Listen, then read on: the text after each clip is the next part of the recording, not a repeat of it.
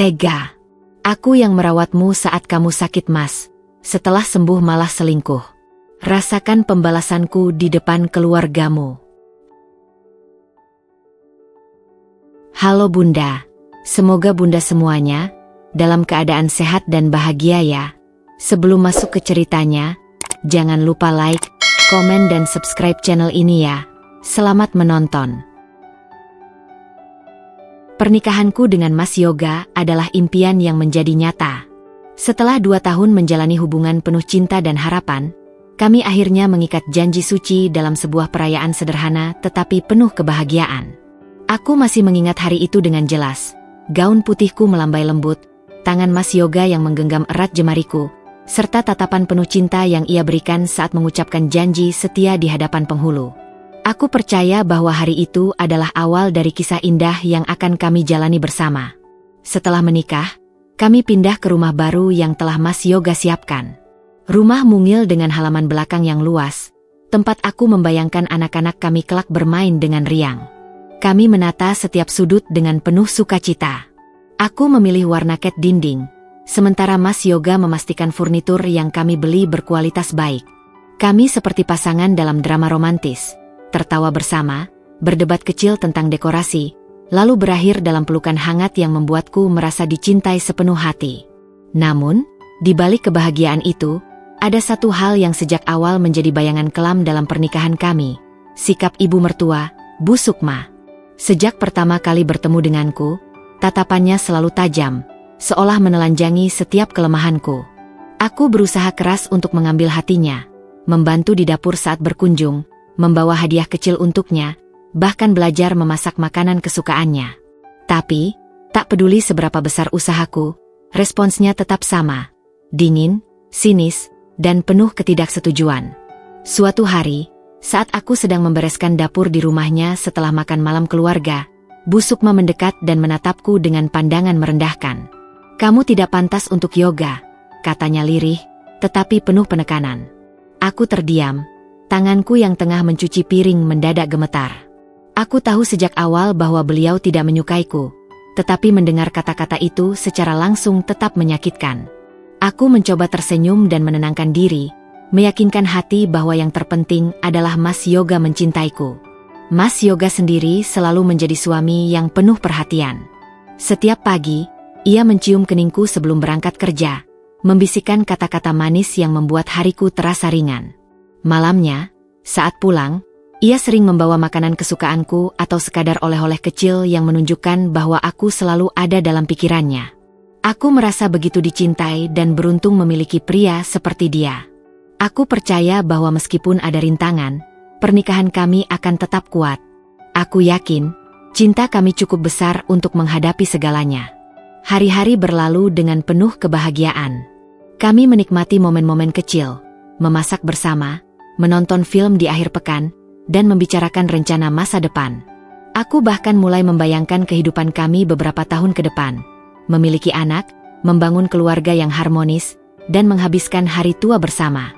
Aku berpikir bahwa pernikahan ini akan berjalan mulus, bahwa aku telah menemukan tempat yang tepat untuk bersandar seumur hidupku. Namun, kebahagiaan itu mulai terguncang ketika aku menyadari bahwa cinta saja tidak selalu cukup. Ada hal-hal lain dalam pernikahan yang bisa mengubah segalanya. Ego, kesibukan, campur tangan orang lain, dan yang paling menyakitkan, pengkhianatan. Aku tak pernah menyangka bahwa pria yang kucintai sepenuh hati akan menjadi orang yang paling melukaiku. Aku tak pernah menduga bahwa pernikahan yang kuimpikan sebagai awal yang indah, justru akan menjadi perjalanan penuh air mata dan pengkhianatan. Setahun pertama pernikahan kami berjalan begitu indah, seperti dongeng yang akhirnya menjadi kenyataan. Mas Yoga tetap menjadi suami yang penuh perhatian, meski kesibukan mulai menuntut lebih banyak waktunya. Aku mengerti pekerjaannya membutuhkan dedikasi tinggi, dan aku selalu berusaha mendukungnya sebisa mungkin. Aku ingin menjadi istri yang baik, yang tidak banyak menuntut dan selalu memahami bahwa suaminya bekerja keras demi masa depan kami. Namun, lambat laun, ada sesuatu yang berubah. Awalnya, perubahannya begitu kecil hingga aku hampir tidak menyadarinya. Mas Yoga mulai jarang membalas pesanku secepat dulu. Jika sebelumnya ia selalu mengirimkan pesan singkat di sela-sela pekerjaannya, "Sudah makan, sayang?" Atau, "Jangan lupa istirahat, ya." Kini ponselku lebih sering sepi.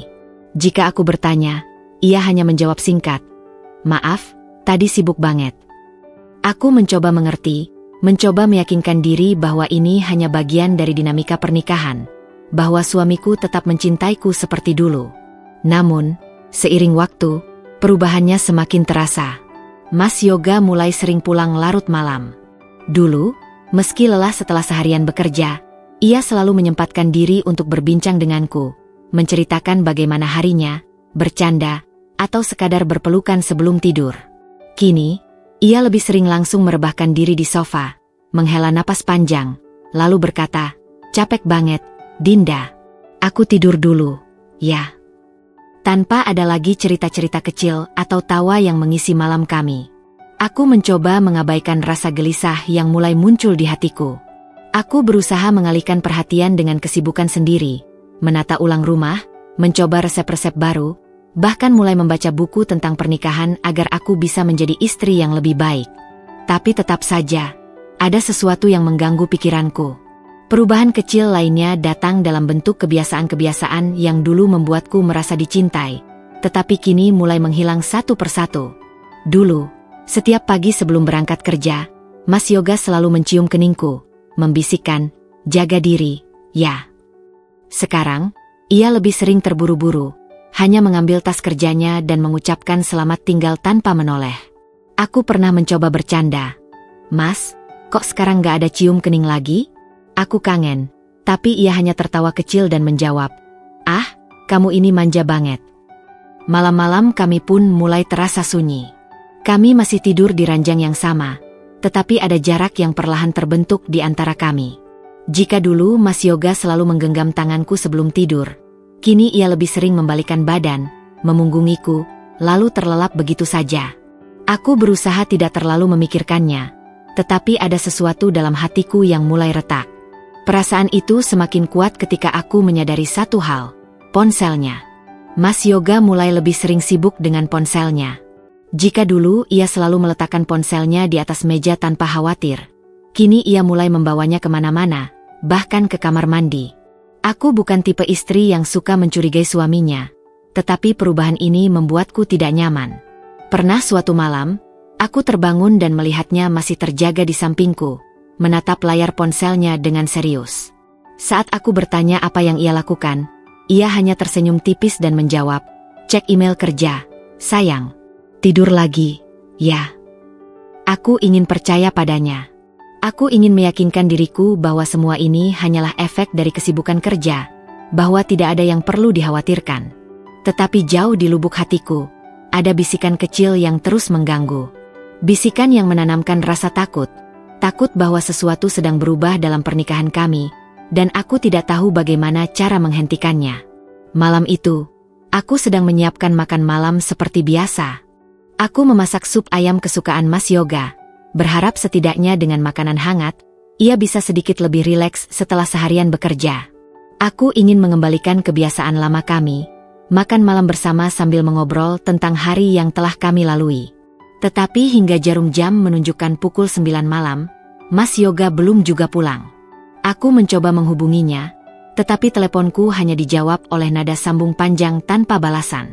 Aku duduk di meja makan dengan piring yang masih penuh. Rasa cemas mulai menggelayuti pikiranku. Sejak beberapa bulan terakhir, Mas Yoga memang sering pulang larut malam, tetapi kali ini perasaanku tidak enak. Aku mencoba menenangkan diri, berpikir bahwa mungkin ia masih terjebak rapat di kantor. Namun, ketika ponselku akhirnya berdering dan aku melihat nama rekan kerjanya, jantungku berdegup kencang. "Dinda, ini aku, Arman. Maaf menghubungi malam-malam begini, tapi Yoga pingsan di kantor tadi." Suaranya terdengar khawatir. "Kami sudah membawanya ke rumah sakit. Kamu bisa ke sini sekarang." Aku merasa dunia seketika berhenti. Tanpa berpikir panjang, aku segera mengambil tas dan berlari keluar rumah, memanggil ojek online dengan tangan gemetar. Selama perjalanan ke rumah sakit, pikiranku penuh dengan kemungkinan terburuk. Aku membayangkan wajah lelah Mas Yoga, bayangan tubuhnya yang semakin kurus karena sering melewatkan makan, serta lingkaran hitam di bawah matanya yang semakin jelas terlihat dalam beberapa minggu terakhir. Aku menyalahkan diriku sendiri. Mengapa aku tidak lebih tegas menyuruhnya beristirahat? Setibanya di rumah sakit, aku langsung menuju ruang perawatan tempat Mas Yoga dirawat. Aku melihatnya terbaring dengan wajah pucat, selang infus menempel di lengannya. Dokter sedang berbicara dengan Arman, sementara beberapa rekan kerjanya berdiri di sekitar tempat tidur dengan ekspresi khawatir. Begitu melihatku, Arman segera menghampiri dan menepuk pundakku. "Yoga kelelahan, Din," katanya pelan. "Tekanan darahnya tinggi. Dia butuh istirahat total." Aku menelan ludah dengan susah payah sebelum mendekati suamiku. Aku duduk di tepi ranjang dan menggenggam tangannya yang terasa dingin. Perlahan, kelopak matanya bergerak, dan akhirnya ia membuka mata, menatapku dengan tatapan lelah. "Kamu datang." Suaranya serak. "Tentu saja aku datang," kataku, berusaha menahan air mata. "Kamu bikin aku khawatir. Mas, kenapa nggak pernah bilang kalau kamu merasa nggak enak badan?" Dia menghela napas, matanya kembali terpejam sejenak. "Aku nggak mau bikin kamu khawatir." Aku ingin marah. Aku ingin berkata bahwa aku memang sudah khawatir sejak lama. Bahwa aku selalu memperhatikan betapa ia semakin tenggelam dalam pekerjaannya hingga melupakan kesehatannya sendiri. Tetapi melihat keadaannya yang begitu lemah, aku hanya bisa mengusap tangannya dengan lembut. Dokter datang menghampiri dan menjelaskan bahwa kondisi Mas Yoga cukup serius. Dia mengalami tekanan darah tinggi akibat stres dan pola hidup yang tidak seimbang, katanya. Dia butuh istirahat total selama beberapa hari, dan setelah itu harus mulai mengubah gaya hidupnya. Aku mengangguk. Aku berjanji dalam hati bahwa aku akan merawatnya dengan sebaik mungkin. Aku akan memastikan dia makan dengan teratur, tidak terlalu banyak begadang, dan mengurangi beban pikirannya. Aku berpikir bahwa mungkin ini adalah kesempatan kami untuk kembali dekat, bahwa dengan merawatnya, aku bisa membawa kembali kedekatan yang mulai pudar dalam pernikahan kami. Namun, kenyataan berkata lain. Beberapa hari setelah kembali ke rumah, Mas Yoga mulai berubah. Bukannya menikmati waktu istirahatnya bersamaku, ia justru semakin menarik diri. Ia lebih sering menghabiskan waktu di kamar sendirian, menatap layar ponselnya dengan ekspresi yang sulit kutafsirkan. Jika dulu aku yang selalu mengingatkan untuk menjaga kesehatannya, kini aku seperti berbicara pada dinding. "Mas, makan dulu." "Ya," kataku suatu sore saat ia masih sibuk dengan ponselnya. "Nanti aja, Din," jawabnya tanpa menoleh. Aku menatapnya dengan perasaan campur aduk. Aku sudah melakukan segalanya untuknya, memasak makanan sehat, menyiapkan air hangat untuk mandinya, bahkan memastikan dia tidak terlalu banyak berpikir tentang pekerjaan. Tetapi semakin aku berusaha mendekatinya, semakin jauh ia terasa. Hingga suatu hari, aku menyadari sesuatu yang membuat dadaku semakin sesak. Setiap kali aku masuk ke kamar saat ia sedang sibuk dengan ponselnya, ia buru-buru menguncinya. Setiap kali aku mendekat, ia langsung menjauh. Aku mulai bertanya-tanya, apakah benar ini hanya soal stres karena pekerjaan? Ataukah ada sesuatu yang lebih besar yang sedang ia sembunyikan dariku? Aku tidak tahu jawabannya, tetapi aku tahu satu hal, pernikahan kami tidak lagi sama. Aku berharap kami bisa kembali seperti dulu, tertawa bersama, berbagi cerita tentang hari-hari kami, dan saling menguatkan dalam kesulitan. Tapi harapan itu sepertinya hanya ada di kepalaku saja. Bukannya semakin dekat, Mas Yoga justru semakin menjauh. Jika dulu ia selalu mencari kehadiranku, kini ia lebih sering sibuk dengan dunianya sendiri. Bahkan saat kami berada di ruangan yang sama, rasanya seperti ada tembok tak kasat mata yang memisahkan kami. Aku mencoba untuk mengerti, meyakinkan diriku bahwa mungkin dia masih butuh waktu untuk pulih, bahwa stres pekerjaannya belum benar-benar reda. Tapi entah mengapa, ada sesuatu dalam sikapnya yang terasa janggal, seakan-akan bukan hanya kelelahan yang membuatnya berubah, melainkan sesuatu yang lebih besar. Aku mulai memperhatikan kebiasaannya yang semakin aneh. Ponselnya kini tak pernah lepas dari genggamannya. Jika dulu ia sering meninggalkannya begitu saja di meja atau sofa, kini ia selalu membawanya kemana-mana, bahkan ke kamar mandi sekalipun. Setiap kali aku mendekatinya saat ia sedang sibuk dengan ponselnya, ia buru-buru menguncinya atau membalikkan layar ke bawah. Aku berpura-pura tidak peduli, tetapi jauh di dalam hatiku, aku tahu ada sesuatu yang tidak beres. Malam-malam kami pun berubah. Jika dulu kami selalu tidur berpelukan, kini ia lebih sering berbaring dengan punggung menghadapku, seolah menghindari kontak fisik. Jika aku mencoba mendekat, ia hanya menggumamkan alasan bahwa ia sedang lelah atau butuh tidur lebih cepat. Aku pernah mencoba mengajaknya bicara, menanyakan apakah ada sesuatu yang mengganggunya, tetapi jawabannya selalu sama. Aku cuma capek, Din. Jangan pikir yang aneh-aneh. Jawaban itu seharusnya cukup untuk meyakinkanku, tetapi entah kenapa aku justru merasa semakin curiga. Aku mencoba mencari tahu sendiri, memperhatikan ekspresi wajahnya, gerak-geriknya, caranya berbicara. Setiap kali aku bertanya tentang harinya di kantor, ia menjawab dengan singkat, tanpa detail, seolah tidak ingin aku tahu terlalu banyak. Jika dulu ia sering mengeluh atau berbagi cerita tentang pekerjaannya, kini ia lebih banyak diam, atau malah beralih topik dengan cepat. Aku tidak tahu harus berbicara dengan siapa tentang hal ini. Jika aku mengadu pada ibu atau teman-temanku, mereka mungkin hanya akan menyuruhku untuk bersabar dan memahami suami.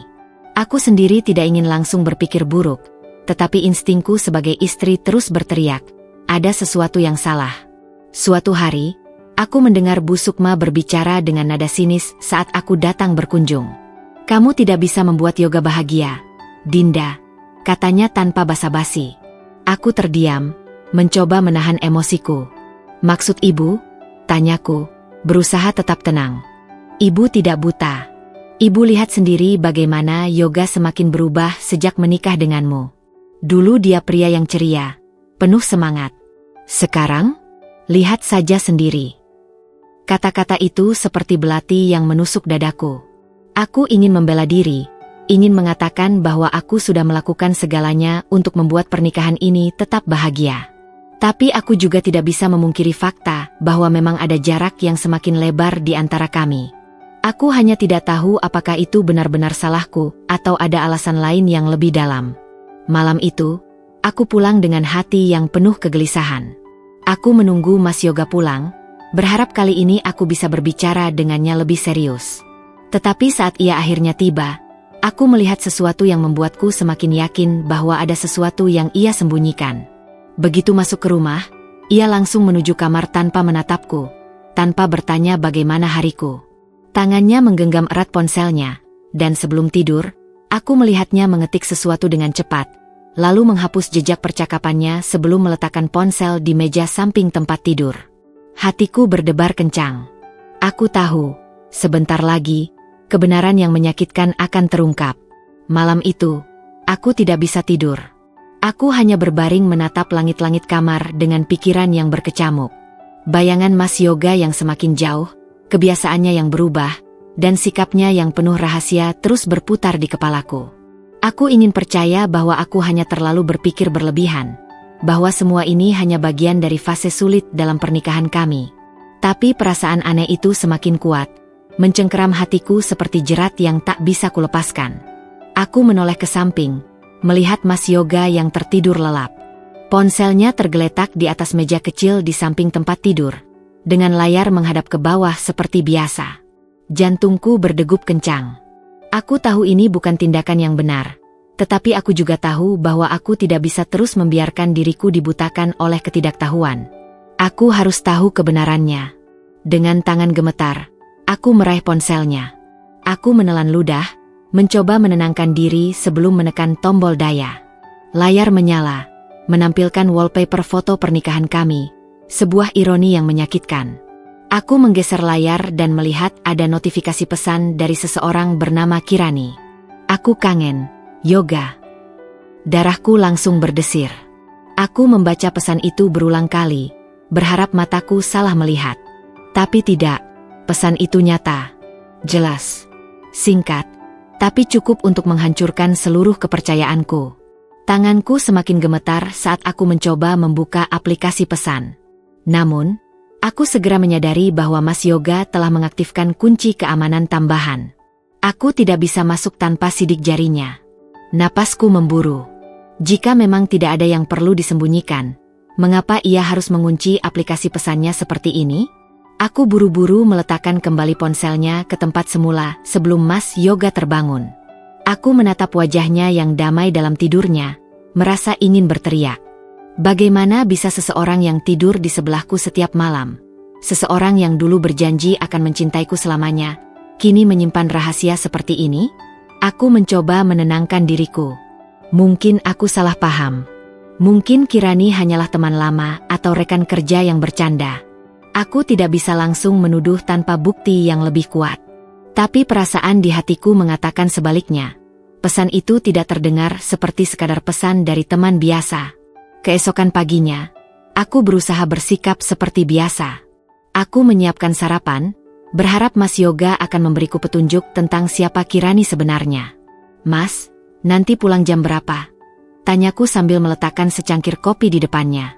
Mas Yoga menatapku sekilas sebelum kembali fokus pada ponselnya. "Gak tahu, mungkin agak malam. Ada kerjaan."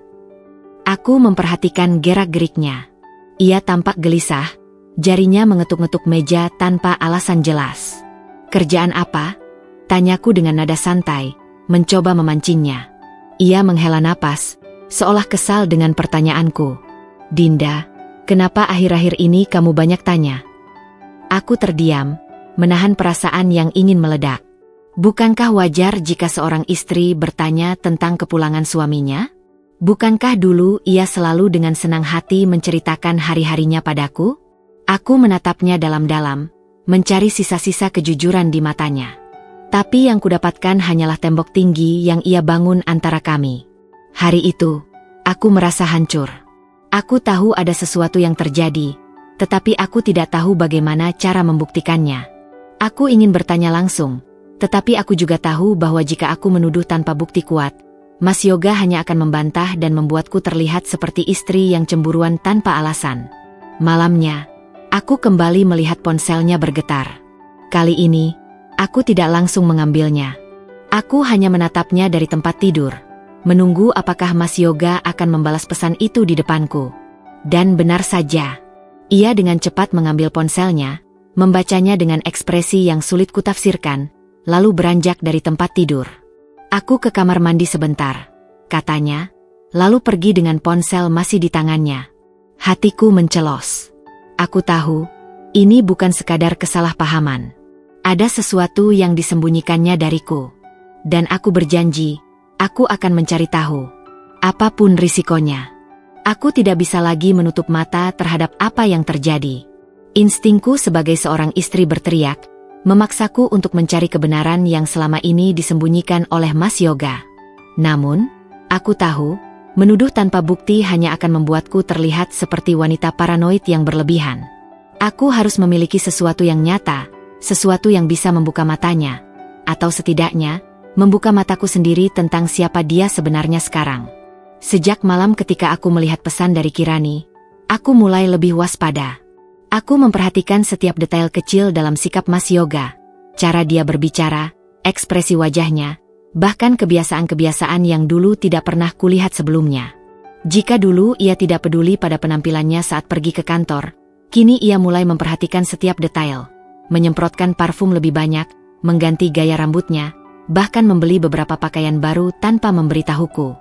"Mas beli kemeja baru?" tanyaku suatu pagi saat melihatnya mengenakan kemeja biru yang belum pernah kulihat sebelumnya. "Iya, kemarin mampir ke mall sebentar," jawabnya santai, tanpa menatapku. Aku mengangguk pelan, menelan semua kecurigaanku. Jika benar ia hanya pergi ke mall untuk membeli baju, mengapa aku merasa ada sesuatu yang lebih dari itu? Aku mulai melakukan hal-hal yang dulu tak pernah terpikirkan olehku. Aku menunggu saat Mas Yoga tertidur untuk mencoba membuka ponselnya. Tapi selalu gagal karena ia sudah mengantisipasi dengan memasang pengamanan tambahan. Aku memperhatikan kemana saja ia pergi dengan lebih teliti, mencatat jam-jam kepulangannya, mencari tahu apakah ada pola yang bisa kujadikan petunjuk. Hingga akhirnya, aku memutuskan untuk melakukan sesuatu yang lebih berani. Aku mencatat nomor telepon Kirani dari notifikasi pesan yang pernah kulihat dan menyimpannya di ponselku. Aku ragu-ragu sebelum menghubunginya. Tidak tahu apakah aku siap untuk mendengar kebenaran yang mungkin akan menghancurkan hatiku. Beberapa hari kemudian, Aku mencoba menghubungi nomor itu menggunakan nomor baru yang kubeli diam-diam. Aku mengetik pesan singkat. Halo, ini Dinda. Bisa bicara sebentar? Pesanku hanya centang 1. Tidak terkirim. Sepertinya nomor itu telah memblokirku. Atau mungkin memang tidak aktif. Aku menggigit bibirku. Jika ini hanya teman biasa, mengapa aku langsung diblokir? Aku mulai merasa bahwa aku tidak bisa melakukannya sendiri. Aku butuh bantuan. Seseorang yang bisa membantuku mencari tahu kebenaran tanpa emosi yang mengaburkan segalanya. Aku akhirnya menceritakan semuanya pada sahabatku, Rina. Aku nggak mau asal nuduh, Rin, tapi perasaanku nggak bisa diabaikan, kataku saat bertemu dengannya di sebuah kafe kecil di dekat rumahku. Rina menatapku dengan prihatin. Aku ngerti, Din. Dan kalau perasaanmu udah bilang ada yang nggak beres, biasanya itu benar. Aku mengangguk pelan. Aku nggak tahu harus mulai dari mana. Aku nggak punya bukti yang cukup, tapi aku juga nggak bisa terus-terusan hidup dalam ketidakpastian. Rina berpikir sejenak, lalu berkata, gimana kalau kita cari tahu lebih jauh?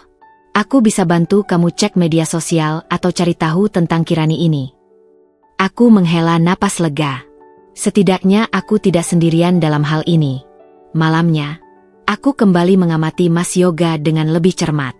Kali ini, aku sengaja memasang aplikasi perekam suara di ruang tamu, tempat dia biasanya menerima telepon. Aku tidak tahu apakah ini akan membuahkan hasil, tetapi aku harus mencoba. 2 hari berlalu tanpa hasil apapun. Hingga pada suatu malam, aku mendengar suara Mas Yoga berbicara di ruang tamu saat aku pura-pura tidur di kamar. Suaranya pelan, seakan tidak ingin ada yang mendengar. Besok aku usahain ketemu. Ya, iya, aku juga kangen.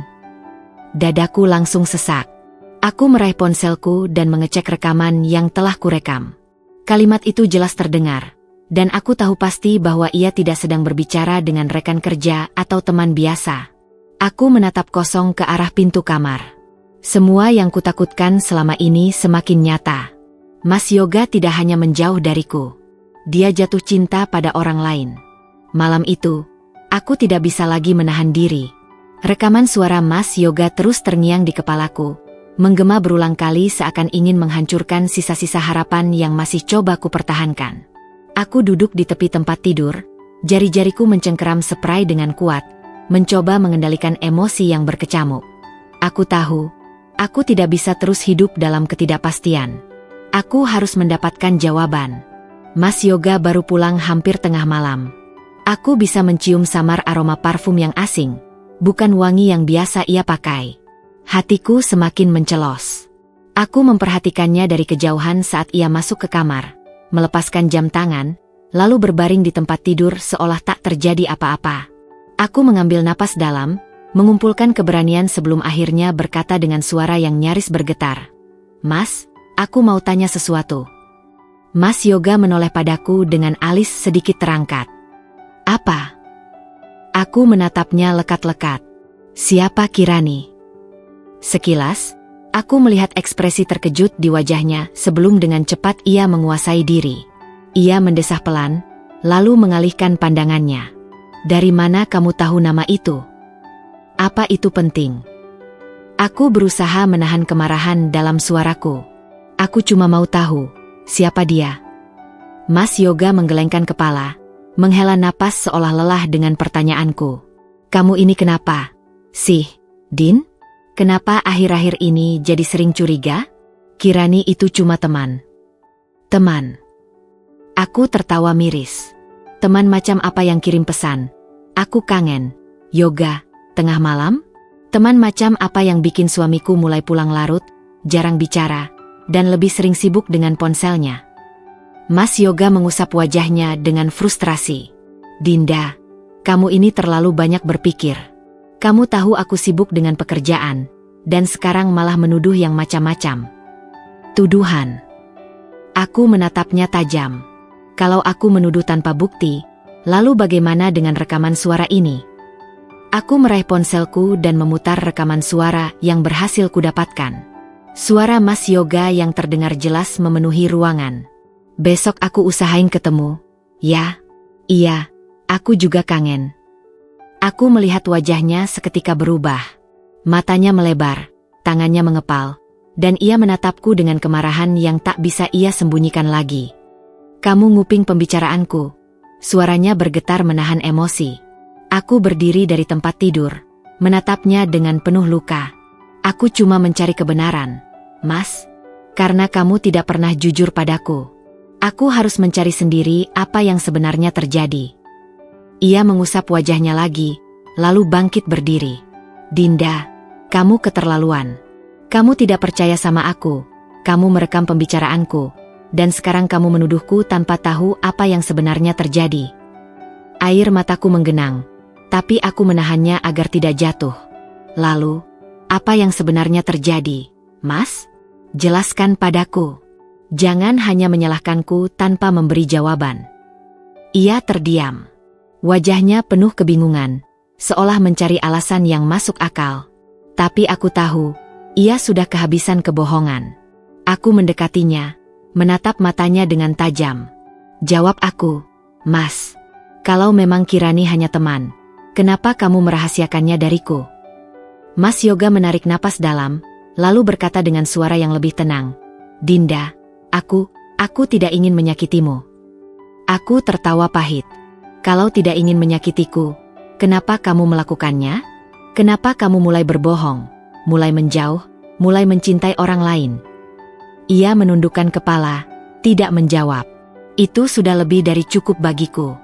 Keheningan itu adalah pengakuannya. Aku menghela napas panjang, merasa seolah-olah dunia yang selama ini ku kenal mulai runtuh. Aku menatapnya sekali lagi sebelum akhirnya berkata dengan suara lirih, aku hanya ingin tahu satu hal, Mas. Apakah perasaanmu padaku masih sama? Mas Yoga menatapku dengan mata penuh konflik, lalu menggeleng pelan.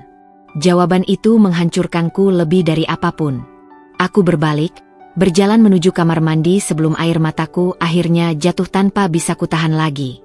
Malam itu, aku menyadari bahwa pernikahan yang selama ini kubangun dengan cinta dan pengorbanan mungkin sudah diambang kehancuran. Setelah konfrontasi malam itu, aku merasa seolah seluruh dunia yang kukenal mulai runtuh. Aku tak bisa lagi melihat Mas Yoga dengan cara yang sama. Pria yang dulu kucintai, yang dulu kupikir adalah rumahku, kini terasa asing. Aku berusaha menahan diri, tetap bertahan dengan harapan mungkin semuanya hanya kesalahpahaman.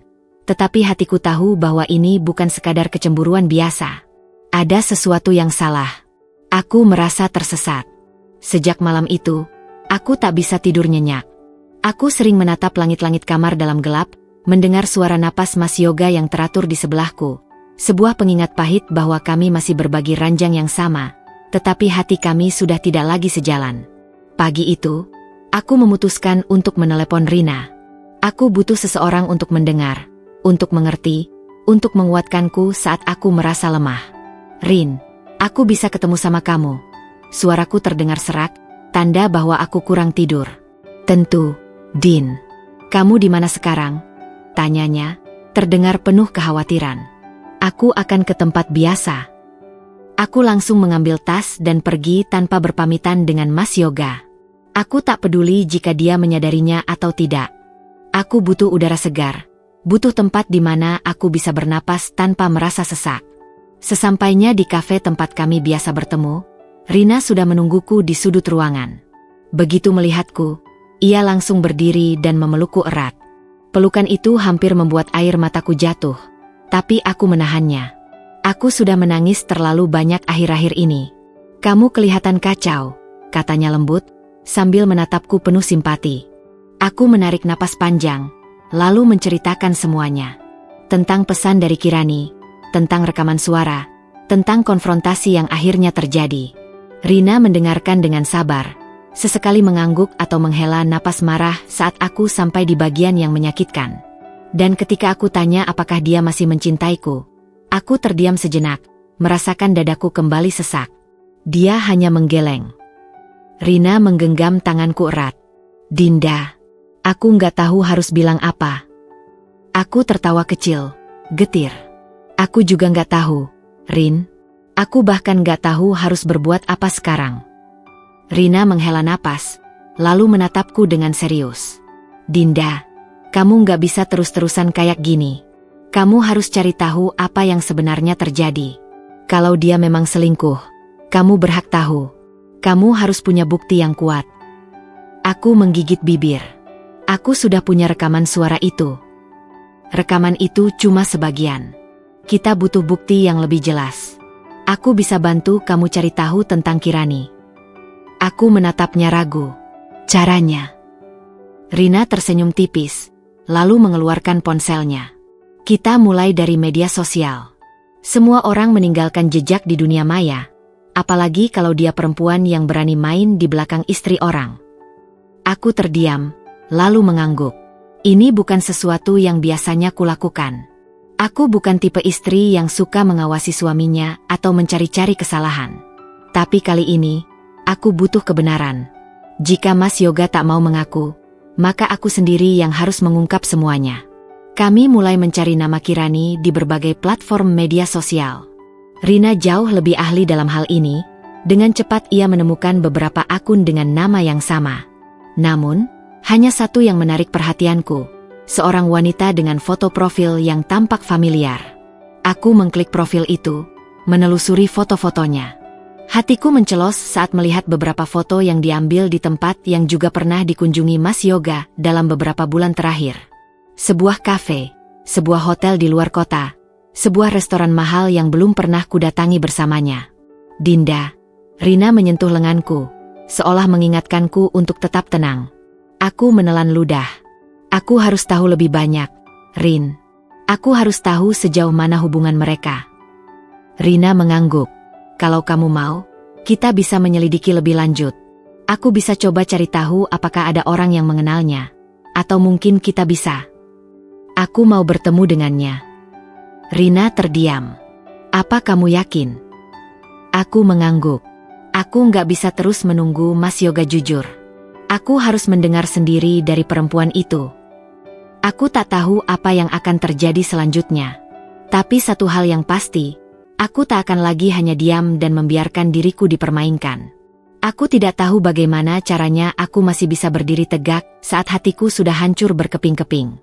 Langkahku terasa berat, tetapi aku tetap melangkah, meski tubuhku bergetar.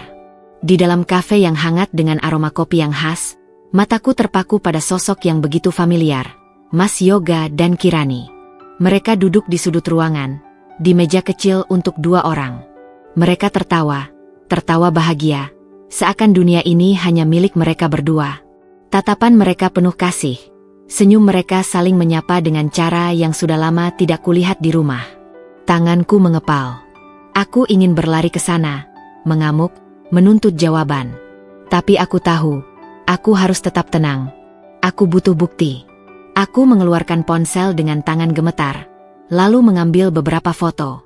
Dalam diam, aku memerhatikan setiap detail. Bagaimana Mas Yoga menatap Kirani dengan lembut. Bagaimana jemarinya sesekali menyentuh tangan perempuan itu di atas meja. Aku merasa ingin muntah. Jadi, inilah alasan mengapa dia berubah. Inilah alasan mengapa dia menjauhiku. Aku mengalihkan pandangan sejenak, mengatur napas agar tidak menangis di tengah kafe. Aku harus tetap kuat. Din, kamu baik-baik saja. Suara Rina membuyarkan lamunanku. Aku menggeleng pelan. Tidak, Rin. Aku tidak baik-baik saja. Rina menggenggam tanganku. Kamu mau langsung ke sana? Aku menelan ludah. Tidak. Aku mau dia merasa aman dulu. Aku mau lihat sejauh apa dia berani.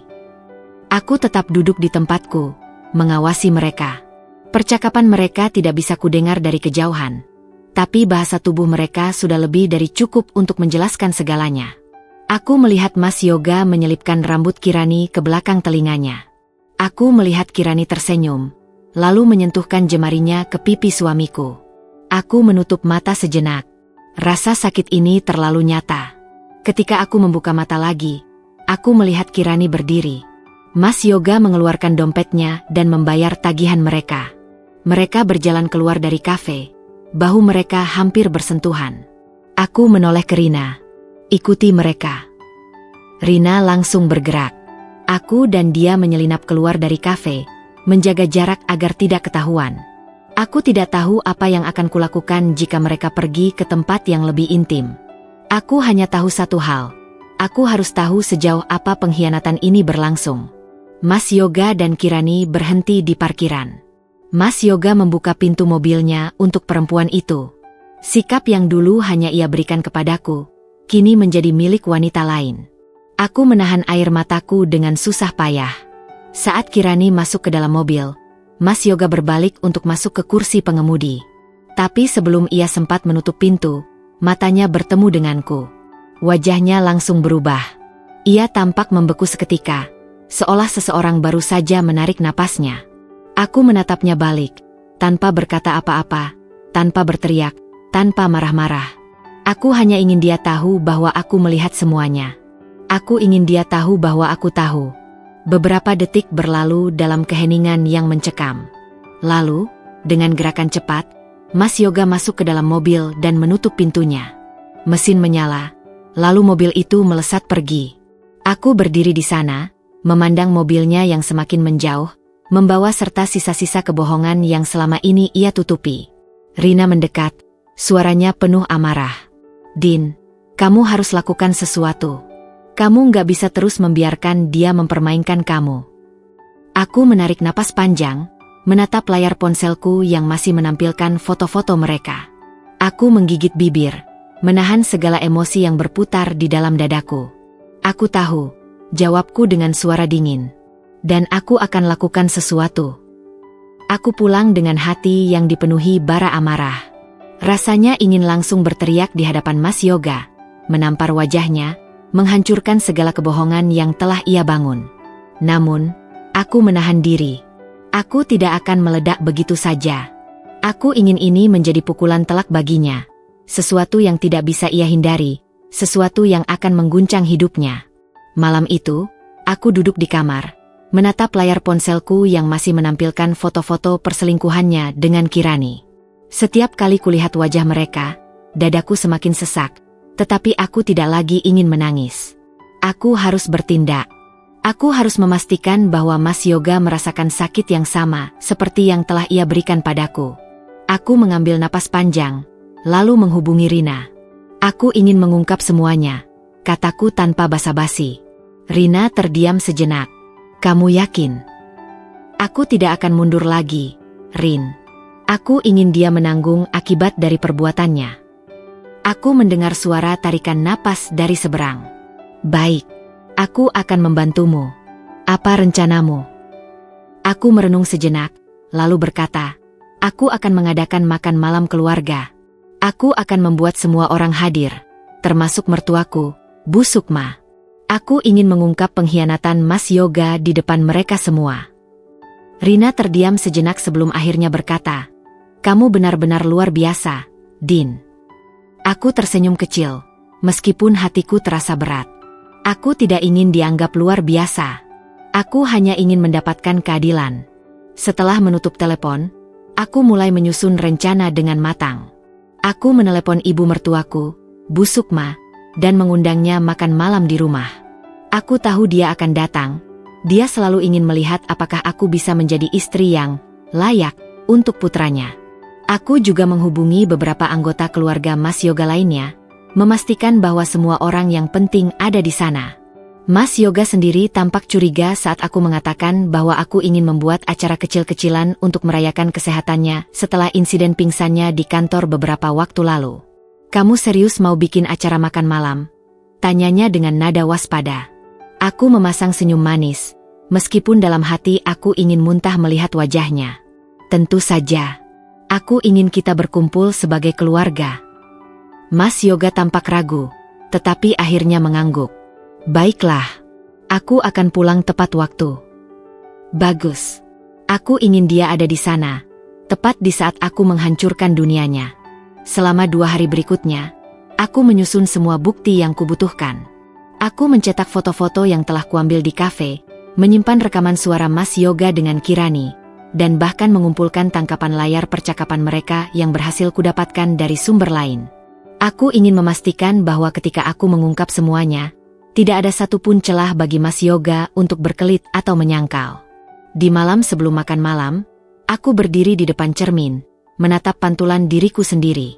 Aku melihat seorang wanita yang berbeda, tidak lagi lemah dan penuh air mata, tetapi kuat dan siap menghadapi apapun. Besok adalah hari di mana semuanya berubah, gumamku pelan. Aku siap. Mas Yoga tidak akan bisa menghindari kebenaran yang akan kuungkap. Malam itu, rumahku terasa berbeda. Ada ketegangan yang menggantung di udara, meski semua orang tampak tersenyum dan berbasa-basi seperti biasa. Aku telah menyiapkan semuanya dengan sempurna. Hidangan favorit Mas Yoga terhidang di meja, lilin-lilin kecil menyala dengan hangat, menciptakan suasana yang tampak harmonis. Tapi aku tahu, di balik semua itu, ada badai besar yang akan segera meledak. Bu Sukma duduk di kursi utama, seperti biasa. Matanya meneliti setiap sudut rumah dengan ekspresi penuh penilaian. Aku bisa merasakan ketidakpuasannya meskipun ia tidak mengucapkan sepatah kata pun.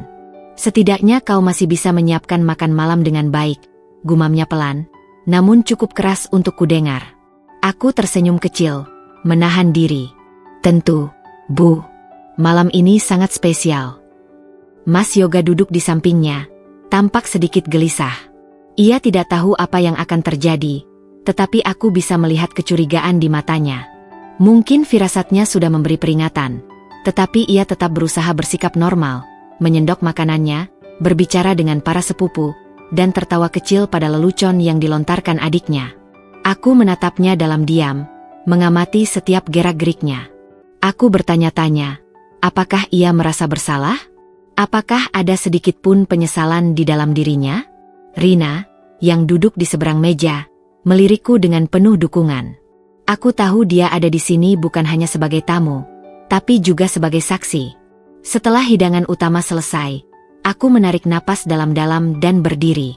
Semua orang menoleh padaku, menunggu apa yang akan kukatakan. Aku ingin mengatakan sesuatu. Suaraku terdengar tenang, tapi ada ketegasan di dalamnya. Malam ini, aku mengundang kalian semua bukan hanya untuk merayakan kesembuhan Mas Yoga, tapi juga untuk mengungkap sesuatu yang selama ini kusembunyikan. Mas Yoga meletakkan sendok dan garpunya. Aku melihat tubuhnya menegang. Apa maksudmu, Dinda? Tanyanya, mencoba terdengar santai, tetapi aku bisa merasakan ketakutannya. Aku tersenyum kecil dan meraih amplop besar yang telah kusiapkan sebelumnya. Aku meletakkannya di atas meja, di depan semua orang. Ini adalah bukti, kataku pelan. Bukti bahwa suamiku, Mas Yoga, telah mengkhianatiku. Ruangan itu langsung sunyi. Mas Yoga menegang. Apa yang kau bicarakan, Dinda? Aku tidak menjawab. Sebagai gantinya, aku mengambil beberapa foto dari dalam amplop dan menyebarkannya di atas meja. Foto-foto itu menampilkan Mas Yoga dan Kirani di kafe, di hotel, dan di tempat-tempat lain yang seharusnya tidak pernah ia kunjungi dengan wanita selain istrinya. Aku mendengar suara helaan napas terkejut dari beberapa anggota keluarga. Bu Sukma menatap foto-foto itu dengan mata membelalak. Apa-apaan ini, Yoga? Suaranya bergetar, antara marah dan terkejut. Mas Yoga membuka mulutnya, tetapi tidak ada kata yang keluar. Aku melanjutkan. Aku juga punya rekaman suara percakapan mereka. Jika ada yang ingin mendengar, aku bisa memutarnya sekarang. Mas Yoga langsung berdiri, wajahnya merah padam. Dinda, hentikan. Ini tidak perlu. Aku menatapnya tajam. Tidak perlu? Setelah semua yang kau lakukan padaku, kau pikir aku akan tetap diam?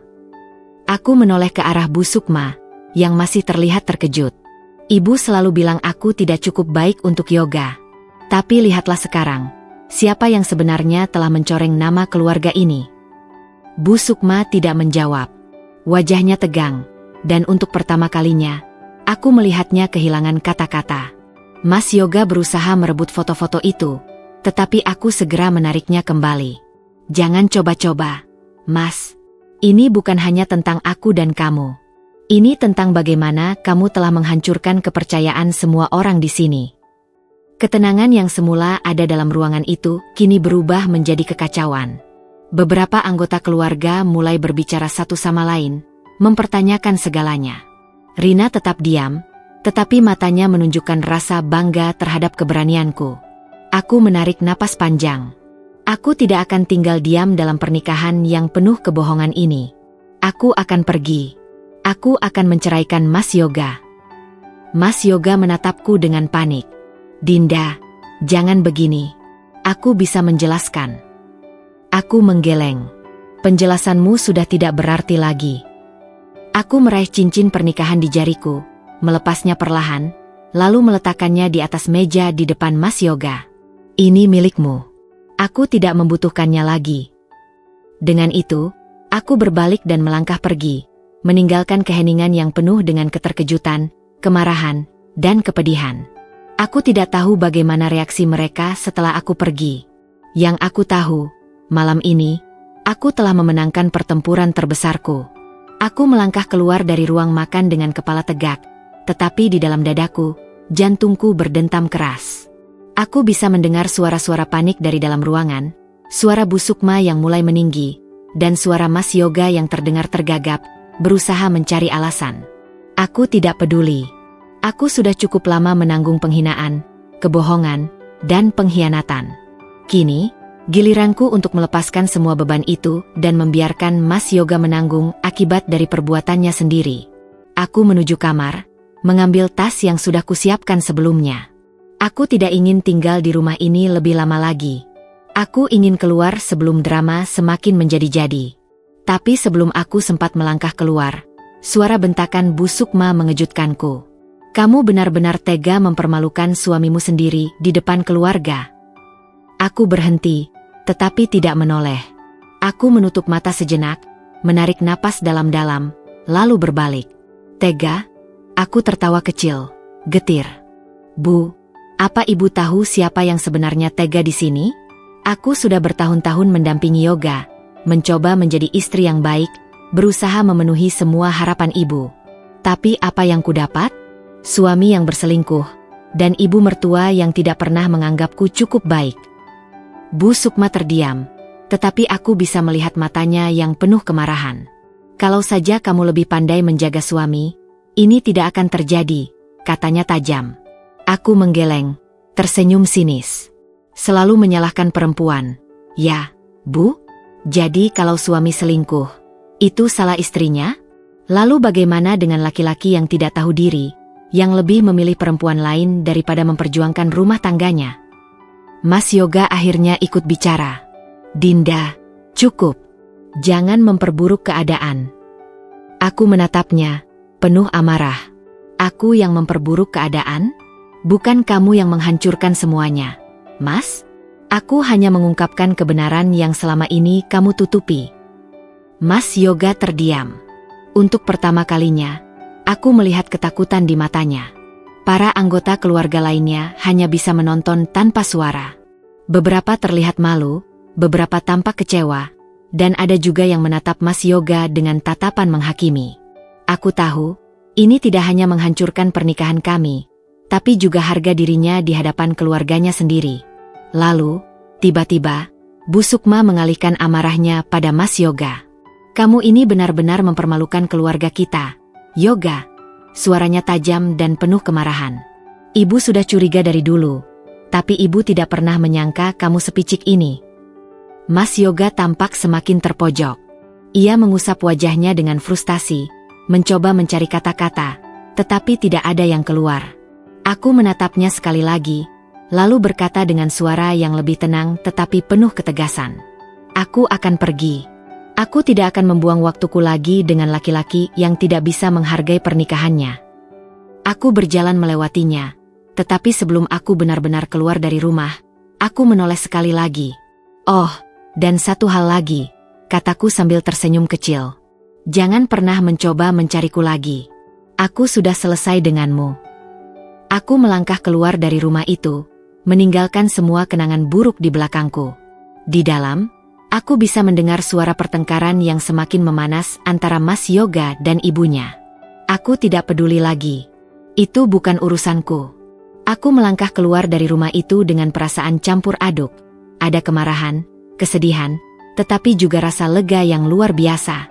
Udara malam terasa lebih segar dari biasanya. Seolah-olah dunia baru saja memberiku kebebasan yang selama ini kusia-siakan. Aku tahu, perjalanan ini tidak akan mudah. Tapi aku siap. Aku tidak kembali ke rumah orang tuaku malam itu. Aku tahu jika aku pulang dalam keadaan seperti ini, mereka akan panik dan penuh tanya. Aku belum siap menghadapi itu. Aku memilih pergi ke apartemen Rina, sahabatku, satu-satunya orang yang benar-benar ada di sisiku selama masa-masa sulit ini. Begitu aku tiba, Rina langsung membukakan pintu dan memelukku erat. "Kamu sudah melakukan hal yang benar, Din," bisiknya. Aku hanya tersenyum lelah dan masuk ke dalam. Malam itu, aku tidur di sofa, menatap langit-langit dengan pikiran yang masih berkecamuk. Aku tidak menangis lagi. Rasanya seakan air mataku sudah habis. Aku hanya ingin bangkit dan membangun hidupku kembali. Hari-hari berikutnya, aku mulai menyusun ulang hidupku. Aku menyewa apartemen kecil di pusat kota, jauh dari kenangan yang mengikatku pada Mas Yoga dan keluarganya. Aku ingin memulai segalanya dari nol. Aku kembali bekerja. Awalnya sulit, karena sudah terlalu lama aku hanya berperan sebagai istri, bukan sebagai wanita mandiri. Tetapi sedikit demi sedikit, aku mulai menemukan ritmeku lagi. Aku mengambil proyek-proyek freelance, mengembangkan keterampilanku, dan bahkan mengikuti beberapa kursus online untuk meningkatkan kemampuanku di bidang yang kusukai. Yang paling menyenangkan, aku mulai merawat diriku sendiri. Aku pergi ke salon, mengganti gaya rambutku, membeli pakaian-pakaian baru yang membuatku merasa lebih percaya diri.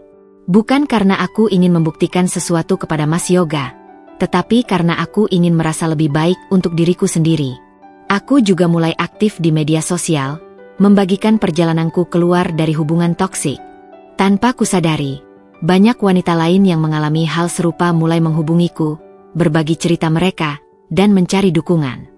Aku merasa menemukan tujuan baru. Aku ingin membantu wanita-wanita lain agar tidak merasa sendirian dalam perjuangan mereka.